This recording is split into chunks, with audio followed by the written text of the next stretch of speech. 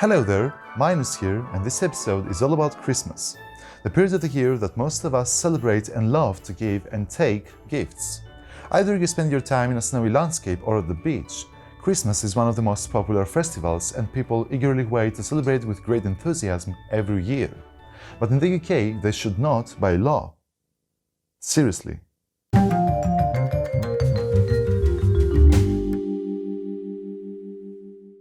It was in 1644 when it was first prohibited the celebration of Christmas because it was considered immoral. Many attributes of that specific holiday were officially banned, including sweet buns and biscuits, but only on Christmas Day. So the main question is, why?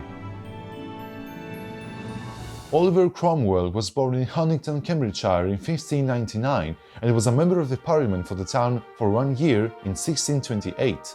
A bit of fast forward, and from 1649 to 1643, England was run by the Parliament, but from Cromwell's point of view, it was not a system that worked effectively and England as a nation was suffering. As a result, Cromwell, backed by the army, sent members of the Parliament at their homes and he became the effective leader of the UK, known as Lord Protector of the Commonwealth of England, Scotland and Ireland from 1653 to 1658. Oliver Cromwell, apart from soldier and leader of England, was also very puritanical. This means that he was a highly religious man who believed that everybody should lead their lives according to what was written in the Bible. Over his 5-year reign, his laws were considered extreme, from obligating women to wear a proper dress code and of course no makeup, to banning swearing or even banning Sunday walks. This started Cromwell's reign on December 19, 1643, when an ordinance was passed encouraging subjects to treat the midwinter period, quote-unquote, with a more solemn humiliation. The rejection of Christmas as a joyful period was reiterated when a 1644 ordinance confirmed the abolition of the feasts of Christmas, Easter and Whitsun. The reason was that, according to the puritanical point of view, feasting was a sign of disrespect to the meaning of Christmas, a good excuse to give liberty to carnal and sensual delights. During Cromwell's reign, though, stricter laws were passed to catch anyone holding or attending a special Christmas church service. From 1656, legislation was enacted to ensure that Sundays and Christmas were strictly observed as a holiday, being the Lord's Day. This means that no one should work on this day, nor do anything apart from praising God.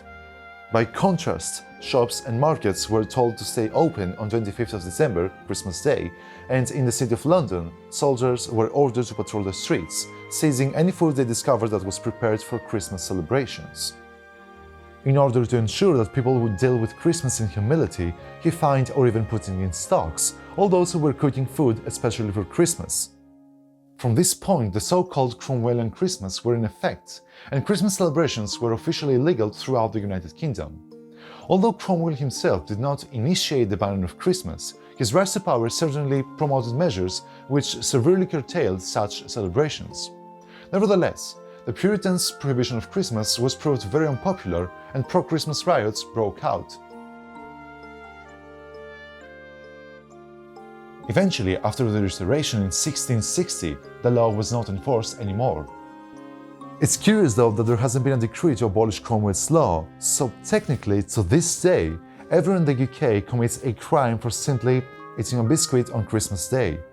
But because no one really cares about the laws of the 17th century, let us all celebrate those joyful days. Thank you for being here today, stay safe and Merry Christmas!